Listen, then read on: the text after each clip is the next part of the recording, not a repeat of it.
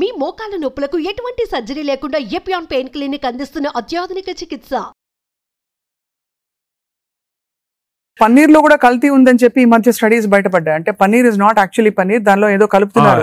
అంటే actually anything that is process, మనం homemade organic food చాలా మంచిది. We are going away from that. తప్పది. సపోజ్ మనం మార్కెట్ కి వెళ్ళి వెజిటబుల్స్ కొన్నాం, ఇది కొన్నాం, ఎగ్స్ కొన్నాం, ఇంట్లో చేసుకోవచ్చు కదా. ఆ సేమ్ థింగ్ మీ ప్యాకేజ్ దాంట్లో తీసుకున్నాం అనుకోండి, ప్యాక్డ్ ఫుడ్ లో ఈ నూడిల్స్ కానీ వర్స్ట్ నూడిల్స్ దాంట్లో కార్బ్స్ ఎక్కువ ఉంటాయి, ప్రాసెస్డ్. ఈ ప్రాసెస్ ఫుడ్ లో ఏమంటే అల్ట్రా ప్రాసెస్డ్ అంటాం. Now in western countries they are called ultra process people. అంటే ఉట్టి అదే తింటారు మన అల్ట్రా. ఎప్పుడు అంటే ఇంట్లో కుక్ చేసుకోరు చాలా మంది. ఇంట్లో కుక్ ఏముంటాయి sir health issues. So ultra process food వల్ల ఏమొస్తుందంటే in addition to that high carbs, high sodium ఎక్కువ ఉంటుంది అల్ట్రా ప్రాసెస్ ఫుడ్ లో. సో బీపీ అది. Second important thing ultra preservatives, అదే విధంగా కలరింగ్ ఏజెంట్స్ ఇవన్నీ ఉంటాయి. దీని వల్ల ఏమవుతుందంటే ఫుడ్ టేస్ట్ బాగుంటుంది చాలా. It contains this tasty thing. ఈ టేస్ట్ వల్ల once you tend to eat more, number one. Number two, ఈ ప్రాసెస్ ఫుడ్ వల్ల గట్ మైక్రోబయామ్ అన్ని చెడిపోయి బ్యాడ్ మైక్రోబయామ్ వచ్చి అది లివర్ కి ఎఫెక్ట్ అవుతుంది. ఈ మైక్రోబయామ్ ఇంకో విషయం, microbiome produces alcohol in the intestines. Bad microbiome మనం డ్రింక్ చేయాల్సిన అవసరం లేదు. ఈ బ్యాడ్ మైక్రోబయామ్ మనం కాన్స్టెంట్ గా ఆల్కహాల్ ప్రొడ్యూస్ చేసి ఆల్కహాల్ డైరెక్ట్ గా లివర్ కి వెళ్ళిపోతుంది. మనం డ్రింక్ చేయకుండా మనకి ఆల్కహాలిక్ లివర్ డిసీజ్. దాని ఎఫెక్ట్ మనకేం తెలియదు కానీ డైరెక్ట్ గా ఇంటెస్టైన్ నుంచి లివర్ కి వెళ్ళిపోతుంది. లివర్ ని స్మాల్ క్వాంటిటీ 10 ml వచ్చినా కూడా లివర్ డ్యామేజ్ అవుతా ఉంటుంది కదా. ఈ ప్రాసెస్ ఫుడ్ వల్ల అది ప్రాబ్లం. సో ప్రాసెస్ ఫుడ్స్ అయితే ఇంకా కామన్ గా ఐఎమ్ టోటలీ అగైన్స్. ఇన్ఫాక్ట్ మనం పిల్లలకి అన్ఫార్చునేట్లీ అలవాటు అయిపోతుంది. కుకీస్, నూడిల్స్, బర్గర్స్ ఇవన్నీ కూడా అలవాటు అయిపోయి chips. The chips also very bad. ఇంత అడ్వర్టైజ్మెంట్స్ చూస్తుంటాం. చిల్డ్రన్ కి అలవాటు అయిపోయి మేము దానికి చిల్డ్రన్ లో we are now seeing very high incidence of fatty liver disease.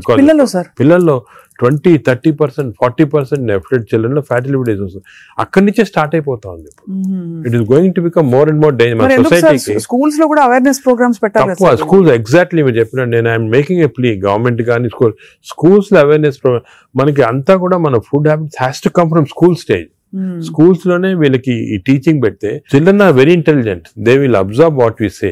వాళ్ళకి చెప్పండి ఇది మంచిది కాదు. బట్ స్కూల్ క్యాంటీనే, స్కూల్ పక్కన ఉన్నదే ఫాస్ట్ ఫుడ్స్ అమ్ముతా ఉంటే ఇంకా అదేం చేస్తాం వాళ్ళు natural. So that is wrong. We should ban fast foods in schools and school surroundings compulsory. This is the most dangerous thing. మనకి ఎపిడమిక్ అయిపోతుంది. We are not realising it's going to become very dangerous. చిన్నప్పటి నుంచే మనం healthy eating habits inculcate చేయాలి. చాలా important. Sir ఒకసారి gut health బాగా దెబ్బతినేసింది ఫర్ వేరియస్ రీజన్స్, బయట తిని లేకపోతే స్ట్రెస్ఫుల్ హ్యాబిట్స్ వల్ల, దాన్ని కరెక్ట్ చేయాలంటే ఎక్కడి నుంచి స్టార్ట్ చేయాలి? మనం ఇప్పుడు suppose somebody even 60 years 70 years లో కూడా మనం గట్ హెల్త్ రిస్టోర్ చేసుకోవచ్చు. ఎలా రిస్టోర్ చేయాలి సార్? ఏం చేయాలి? అదే ఫస్ట్ ఏమో food. It has to be organic food correct గా. అంటే నేను ఏమంటే ఈ ఫాస్ట్ ఫుడ్స్, ప్రాసెస్ ఫుడ్స్ అన్ని ఆపే సింపుల్ ఫుడ్ మన ఇంట్లో. For example millets, fresh vegetables, దాని తర్వాత సర్టన్ టైప్స్ ఆఫ్ ఫ్రూట్స్.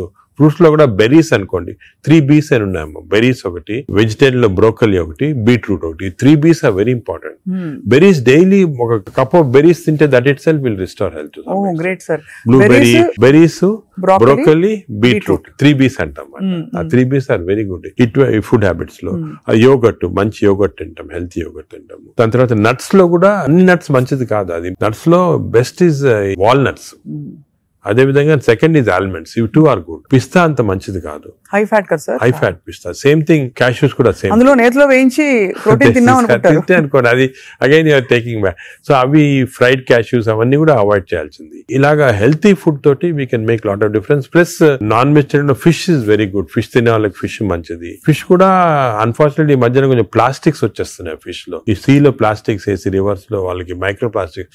ఈ micro plastics and other future thing we have to concentrate as society. Pollution, processed food, micro plastics. These are called the 3 evils. ఈ 3 evils వల్ల మనం unfortunately ఎంత health maintain చేయాలంటే కూడా మన society is not giving us the opportunity. అంటే బయటకు వెళ్తే సార్ ఇవాళ హైదరాబాద్ లో ఎన్ని రెస్టారెంట్స్ ఉన్నాయి సార్, ఇంకా అపిటైట్ ఉంది. రాత్రి 11:30కి వెళ్తే కూడా ఇంకా బజ్జింగ్. అసలు అందరూ ఎంత తింటున్నారు అంటే నేను రెస్టారెంట్స్ లో హెల్తీ ఫుడ్ కుక్ చేస్తే వాడడం మంచిదే. కానీ షార్ట్ కట్స్ తీసుకొని కుకింగ్ ఆయిల్ మళ్ళా యూజ్ చేయటము, అదే విధంగా ప్రాసెస్ ఫుడ్ దాంట్లో యూజ్ చేయటము, కలరింగ్ ఏజెంట్స్ యూజ్ చేయటం, అది చేస్తే they are not very good. ఇప్పుడు తందూరి చికెన్ అని బాగా మంచి రెడ్ కలర్ వేస్తారు madam. That is not again good. It's bad for health. అంటే red colouring agents, preserving agents are not good. ఇదొక aspect. Second aspect gut health again not realised is physical activity. చాలా important. మీరు అనొచ్చు physical activity gut కి సంబంధం ఉంది. The gut is constantly reacting, liver is constantly reacting physical activity. మనకి daily standard 150 hours per week 150 hours per week physical activity liver కి మంచిది. It has shown repeated గా 150 hours per week చేస్తే liver fat slow కరిగిపోతుంది. Now, 150 hours sir? 150 hours a week అంటే 7 days లో 150 hours అంటే రోజుకు సుమారు 20 minutes per day. Okay, 150 అంటే 1.5 hours per 1.5 hours, 30 minutes per day for 5 days. Okay, 30 into 5 150 minutes అయితే 150 minutes per week కి సరిపోతుంది. అండ్ డైలీ చేయకపోవచ్చు, కొంతమంది వీక్ లో 2 సార్లు 3 సార్లు అలా చేయగలుగుతారు. టోటల్ క్వాంటిటీ ఇంత ఉండాలి 150 hours. ఇది మోడరేట్ ఎక్సర్సైజ్. అగైన్ చాలా మంది మేము ఎక్సర్సైజ్ అంటాం, ఇంట్లో తిరుగుతుంటాం, రోజంతా ఇంట్లో తిరుగుతుంటాం, ఇక్కడక్కడ పనులు చేసుకుంటా ఉంటాం, లేకపోతే మా ఆఫీస్ లో. అది కూడా that is not correct. Exercise అంటే మనం కరెక్ట్ గా ½ an hour you have to do moderate exercise. Moderate అంటే ఏమి? వాకింగ్ కానీ రన్నింగ్ ఏదన్నా. మోడరేట్ అంటే మనం ఎక్సర్సైజ్ చేసినప్పుడు మాట్లాడుతుంటే మాట్లాడగలుగుతాం కానీ వీ కెనాట్ సింగ్. అవును, పాట పాడలేము, మాట్లాడగలుగుతాం. That is moderate exercise.